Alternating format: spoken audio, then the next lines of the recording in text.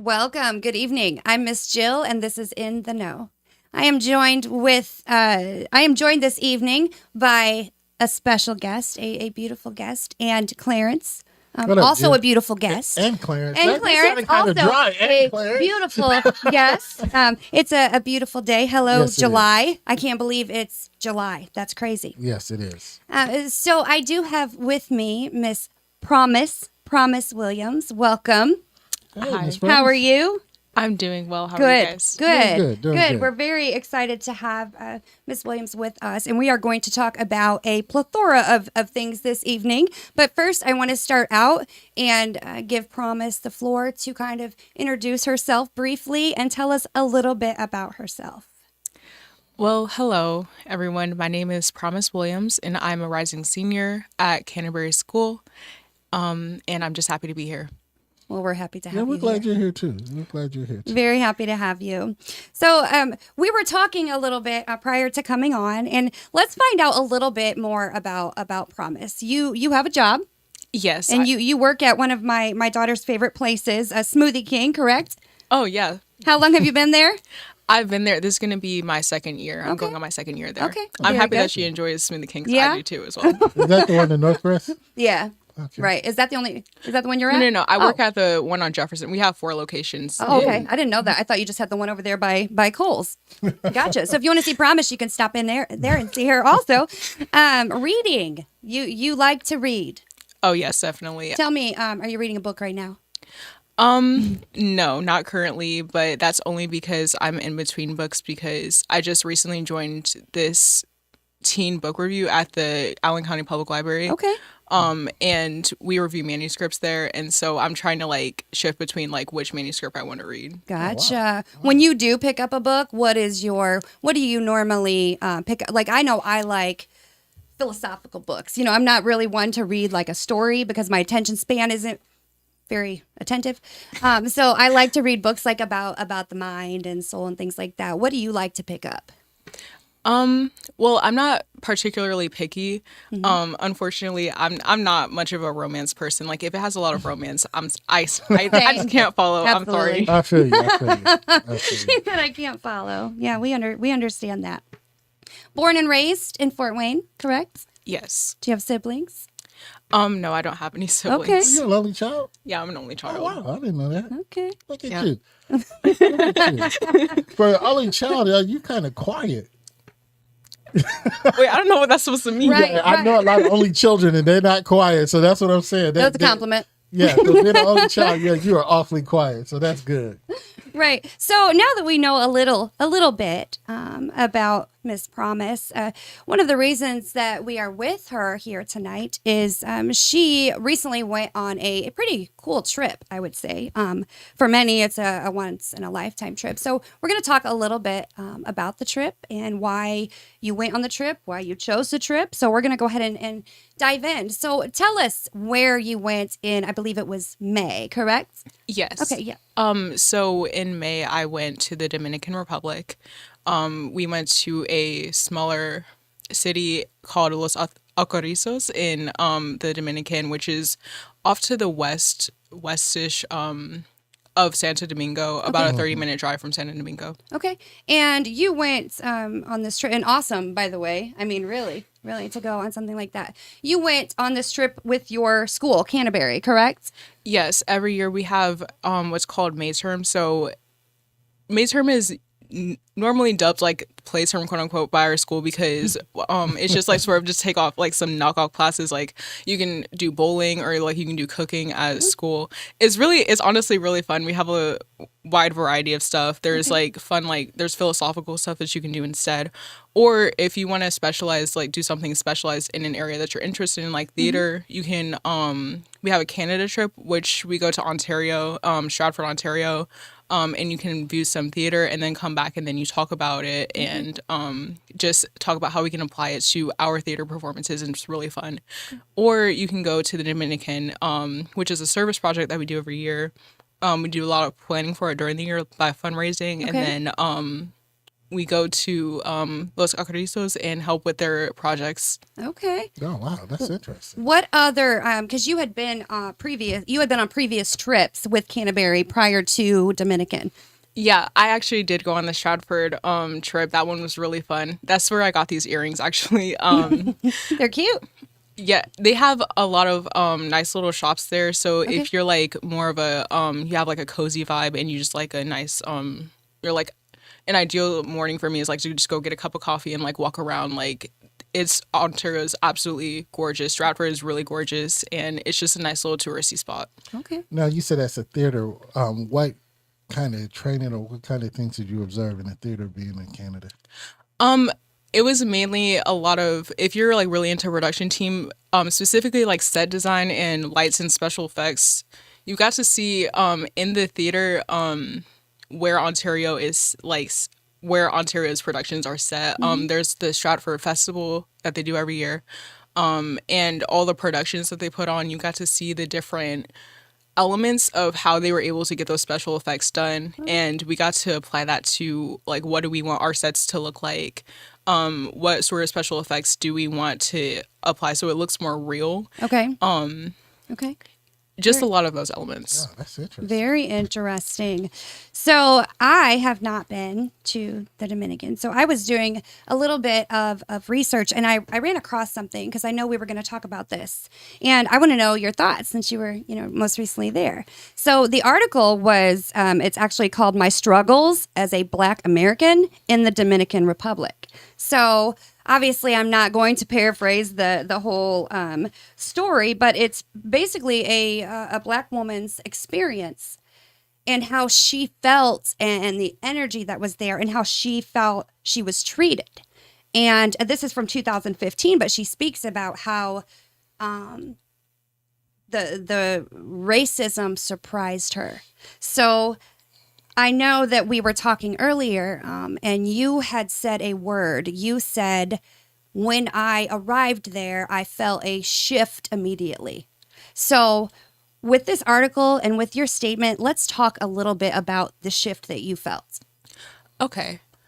Well, I can't speak for the article, the person who wrote the article, of course, but when I spoke about my shift, personally, it was a positive shift for me. When I got to the Dominican the first day, so we were helping a organization in the Dominican called Lighthouse Projects. And one of the heads came out to speak to us, and he was just telling us about like the projects that we were going to be doing. But on that first day, he specifically pointed me out, and he was like, "You look like us," and he was like, "Muy linda," which means beautiful. And that was just like, that was really sweet for me. Like that was automatically like a really nice positive energy for me. But it was also that when during the end of the trip, we got to play with some of the local children of Los Acarizos, and a lot of them were just really sweet. Because of my darker complexion, they thought that I knew like really good Spanish, but then when they heard my Spanish, they were like, "Oh, okay."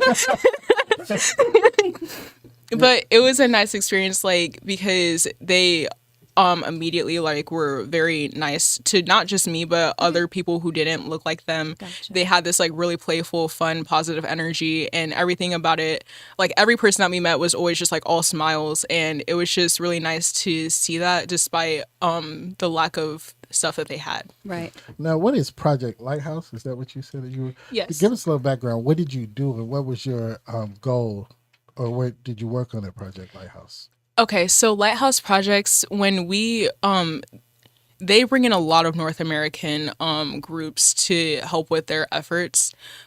So we're just one of like, as soon as we left, like another North American group from North America was coming like the next day. So what we mainly worked on, like our group, was building a clinic, and we also helped with polishing a vocational school, which was already functioning, but they wanted to add more buildings, so we painted primer onto the already complete complete buildings that didn't have classrooms already in them. We actually got to sit in on a class once, and that was really cool to like hear them learning English.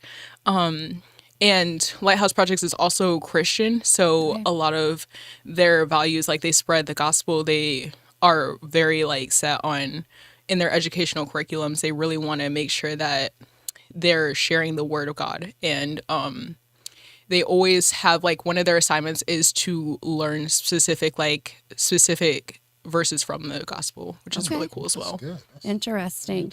You had talked a little prior about the aesthetics, like how everything looked, and so like I said, I've never been. Have you, Clarence? I just left. I was there in June. Yep. So, and a lot of people in the audience, I'm sure, don't know about the aesthetics. So let's talk a little bit about what you saw, like on a visual level. Well, I just immediately noted the colors, like everything in the Dominican is painted very brilliantly. Like everything has a different set color. And I was saying earlier, like in Fort Wayne, how if we just took like a sky view of the city, a lot of the things would just be gray. Yep, it would. I don't know. I think that just also just adds to the vibe. Like the color, there was just everything was super colorful, and it was just really gorgeous to look at. Very gorgeous visually for me. Nice. Yeah, Nice. and I like the contrast, and you say about the colors. It's very busy, but I do understand that the coastal regions of the Dominican Republic are more profitable because they're tourist destinations, and we don't get to see the back end of where you got to saw, because those are the people that are struggling. You know, even though coastal region, if the tourism is not a good season, they don't make that much money. So what was the lifestyle of the people like that you saw there? Well, we had a lot of the people there. I'm going to talk about water specifically because when we first got there, we got sort of a talk about like the certain things that we could do and the certain things we couldn't do. And one of the things that really stood out to my group in particular was the fact that in the Dominican, like you can't flush your toilet paper down the toilet. Right. So you can only like toss it into like the wastebasket. And the reason for that is because the water systems there are not like they tend to get really backed up and they tend to accumulate waste, and a big part of that is toilet paper. So like you can't toss your you can't toss your toilet paper in the toilet. And another thing is which I guess is similar to the United States in when people are like, don't drink tap water. Yeah. But you really like genuinely you will get really sick if you consume like tap water from places in the Dominican, like sinks or just public areas. Like you really can't, because you will get sick. So it's not a matter of taste and preference. It's a matter of you will get ill. Yeah, you will get ill. Like someone actually fell ill because they didn't listen. So Really? yeah. Are there any other things, like the toilet paper thing is very interesting to me. I mean, it makes sense, but to hear it, it's like I wonder why every place doesn't do that. But were there any other things that you couldn't do or shouldn't do that kind of stood out to you? They're like, oh, this is interesting. Well, one thing is that their housing. So actually a couple years back, Canterbury ended up building some houses there. And so one function of their housing is that since they don't like necessarily have locks, they have like instead these gate-like structures in front of their houses, and that's like serves as protection. But generally like Los Alcarrizos is pretty safe. Like everyone trusts each other there. And so that was a cool thing. But also another thing that I'm just now remembering is the amount of mopeds that were around. A lot of mopeds. Really? There was like a lot of mopeds, and it was also like horrifying to drive on the road because yes. Like the actual road? Yes. Why was that? Okay, are you familiar with New York driving? No. I mean, just of seeing it, but no, I've never driven in New York. It's crazy. It's crazy. Yeah, like that. it's absolutely horrid, but driving in the DR is like 10 times worse somehow.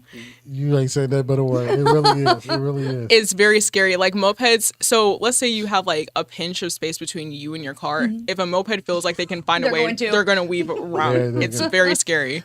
And it's funny you say that because we were in Puerto Playa, I think it was we were at a resort, and that happened because there were motorcycles and there were mopeds, but there was cars on the roads too.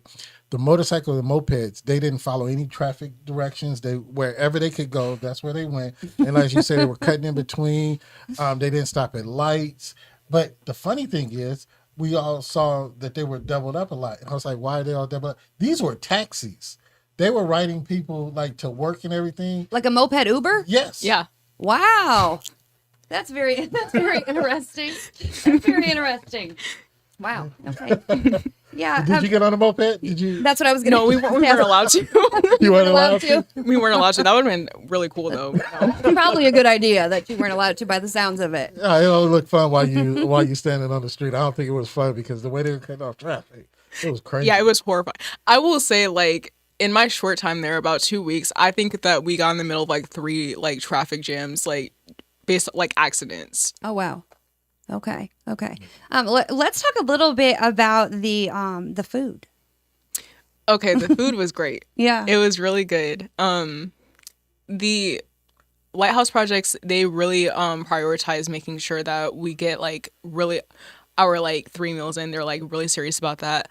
Also, we blessed our food every time before. And one cool thing is that sometimes they would like say the prayer in Spanish, or they would say it in French, or they would say it in Creole. And it was just cool because I never heard someone like bless over my food in a different language. I was like, Right. oh, okay, That that's is cool. They also only let ladies go first. Like every time the ladies had to go first. So of course I was excited about that because I like to eat. Time up. They also had a variety of like options. So if you're vegetarian, like there was always something to eat. There was always like something to eat for any food group. Or if you're like you don't eat red meat, like there was always something for you to eat, which is good for me because I don't eat red meat. So I was just like, That's like perfect that was for really you. nice. Ladies first, and they have everything that I want to eat. Exactly. And that's they do have good food. Do you eat seafood? Yes. Okay. What was the most odd thing or the interesting thing you ate? I don't know. We didn't really get to like explore, quote unquote, I guess. Like a lot of the food that we ate was stuff that we like also eat in the United States, but it was just the preparation of the food was really like what I remember most. Yeah, the spices. Only reason I asked because I was at I like seafood and I was at a restaurant and I was reading the menu and it said barracuda. I was like, this is like barracuda the fish? And it's like, yeah, well, give me a barracuda sandwich. I had to try it. So I was just wondering if there was some, a special dish or anything that you had tried while you were there. So Unfortunately, no, but I will say I usually don't eat that much, but I ate every single meal, like a full meal every single time that it was time to eat there. It was amazing. How was the fish, though? the fish was amazing. Was it? It was amazing. Interesting. So let's talk a little bit about some of the similarities and the differences. From there to here, Okay. things like with economics or with, like the toilet paper, things like that you saw that were the same and things that were vastly different. Well, I think I referenced this before, but definitely just like the social energy there. Everyone was like accepting of everyone there. And during the end of our trip, when we went to go play with the children, they really really wanted to be around. They were like super fun and really jovial. Like they were really sad when we left too. Mm-hmm. Like I think that a lot of us received like kisses and hugs from Mm-hmm. them. And that was just like, it was just nice to see that like purity Absolutely. that they had. Absolutely.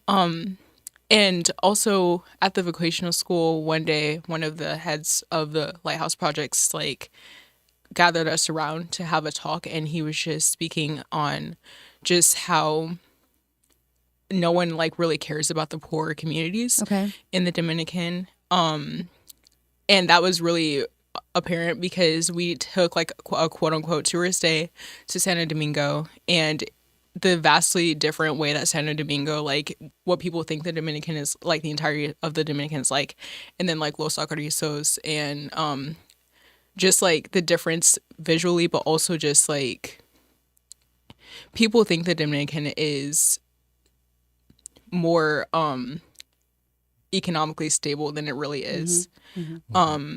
And it sort of reminded me of like East versus West cities in the United States, actually, because a lot of the eastern parts of some cities tend to be more tend to be less cared for, tend to be poor. Yeah. There is more of a lack of education, and that has to do with how pollution gathers in those cities. And so bankers and contractors and building like just funds towards those parts of the cities like tend to be lower. So then it starts to create like this trickle down effect. Yes. So that's sort of how that experience of him just talking about how like no one cares about what's going on in, you know, Los Alcarrizos and other poor parts of the Dominican relates back to the United States, and how it's just difficult for poor communities to really like To thrive and yeah. And that's interesting because in the article, or I keep calling it article, but it was more like a personal story. She had mentioned a lot about that, about the what's the word I want to use, the perspective that people have versus the reality of what it is if you are in those places, to where you're seeing what you saw. Yeah, and you spoke about the vocational school a couple of times now. How's it set up education-wise? I know Canterbury, and I don't know if you've ever been to a public school, and, Canterbury has a certain way of teaching and curriculum. What did you notice about the difference in the education system down there? Well, the education system in the community that we specifically visited, they go K through 12. So everyone is, so even like younger children are with high schoolers. And I don't know, a lot of the people in a couple of the people associated with the Lighthouse projects that like were Dominican, some of them were high schoolers, and they would come to talk to us. One of them is actually my friend on Instagram, and he beat me in a race, but we're not going to talk about that because Absolutely not. yeah. So he was just talking about like how he sees American high schools like in general, and he asks us stuff like, oh, like, is it true that you guys have like these big parties, or is it true that he was asking us about sports, like, do we really like care about like football as much as it seems like, and Canterbury doesn't have a football team, so of course for us that was different. Right. But he was just asking us about these aspects of high school life in the United States, and then he was just talking about like, oh, well, like we don't have that in the Dominican, like we don't have we do sports, but like we don't have like a sports team, and it's just different in the sense that they have, it's sort of like they don't have I'm sorry, I'm trying to see how I'm trying to phrase this. Like the organization sport, they play more for fun. Is that what? Yes, that's what I meant to say, because in for high schoolers in the United States, it's more like it's an after school thing that you can do. Yeah. But for countries in the like more in South America, it's more like either club or like you just kind of don't do it like outside. Yes, exactly. Yeah. That makes sense. And I think it's really cool too that you have someone, they are like within your age where you guys can ask each other those types of questions. Absolutely. We give each other television recommendations. So now I have to watch Grey's Anatomy according to him. Grey's Anatomy. Yeah, I don't know. I don't know why he suggested that one, but okay. But you're doing it. You're a trooper. You're a trooper. Let's talk a little bit about you mentioned fundraising. So is it the individual's responsibility? Let's talk about where the fundraising comes from for the trip per se. So individually, there were about, I think around 20 of us went on this trip. So it was up to us. We had a goal to raise $20,000 like 1,000 for each person. Okay. So collectively we were trying to raise 1,000, and we did this through like a variety of ways. Like a lot of it was individual, like, ask your parents, ask your neighborhood, ask your local community. I asked my church, and they provided for me. They always do. That was really sweet. Great. And then I asked a couple of people around my neighborhood, and I also asked my mom to ask her coworkers, and they came through as well. They were like really excited, so that was really nice of them. That's awesome. Oh, sorry. No, go ahead. And then there's also the option, which we do this a lot at our school, since we have a dress code, like a really strict dress code, we do dress down days. So one person hosted a dress down day, dollar dress down day, just to raise some extra money. I think she ended up making around 300 from that. So Wow. that was pretty cool. That's not bad. That's not bad at all. Did you have something? Yeah, to say? well, Go ahead. not only for the fundraising, how are you chosen? You said it was about 20 of you. How do they choose the 20, or how did the 20 get involved with this trip? Well, it just depends on, first of all, your record within the school, but also like there's no application for it. It's just more it's you putting in the effort to want to to step up and be like, Right. this is what I want to do. Like, Right. this is how I want to spend my May term. Right, exactly. And you also, so let's talk about your future a little bit. We've talked about the trip. We've talked about other trips you've been on. You do have your sights on a college, correct? Yeah. I want to go to Spelman College. That's Okay. my top choice. HBCU. I love HBCUs. Go to HBCU. Yes, absolutely. And what are you thinking about there? Do you In terms of major? Well, they have physics as a major, so I definitely want to major in physics, but Get out of here. unfortunately, yes. Unfortunately, they don't have neuroscience, which that's one thing that I also want to do. I wanted to do a double major in neuroscience and physics with a on the pre-med track, and then maybe a minor in comparative lit, but I don't know. But since they don't have neuroscience and they don't have pre-med, I don't know if that would be like academically the wisest choice, but like just socially and the vibe that I got when I stepped on that campus, like I'm willing to make anything work. Yeah, that's awesome. Beautiful campus. But I would also have you inquire if you want to go to HBCU, and those are some of the programs you want to do. I would suggest you look at FAMU or Texas Southern University. Those are HBCUs that might have those specific programs for you. So look at FAMU or Texas Southern. I will definitely. I'm keeping a mental note of that one. Yes. Yeah. Anything else that you want to share with us about just your overall experience there, or anything that you brought back with you, not in the physical realm, but in like within your soul, what you brought back from there?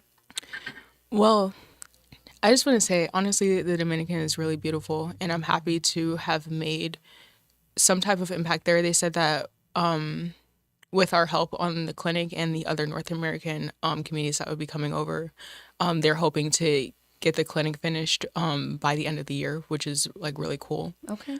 But I just wanted to like prioritize just spread love and spread like spread a sense of community, because we might not look like each other. Yeah.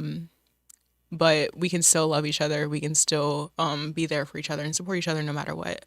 And that can happen on the global scale or the national scale or the regional scale. It's just up to you.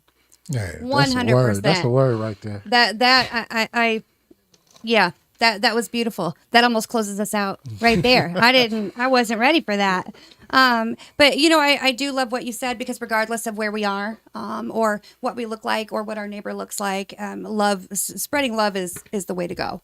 So I think it's beautiful that you had the opportunity to do that, and that you also brought some things back home with you, both in the soul realm, and you have a new friend now, your Grey's Anatomy best friend. So all sounds good. I'm gonna have to hear about that race though. No, Oh, it's yeah. okay. It's okay. Does he have a moped? No. Okay, He doesn't have a moment. But Promise, we want to thank you for being here, for being here with us, and sharing a little bit about what you saw.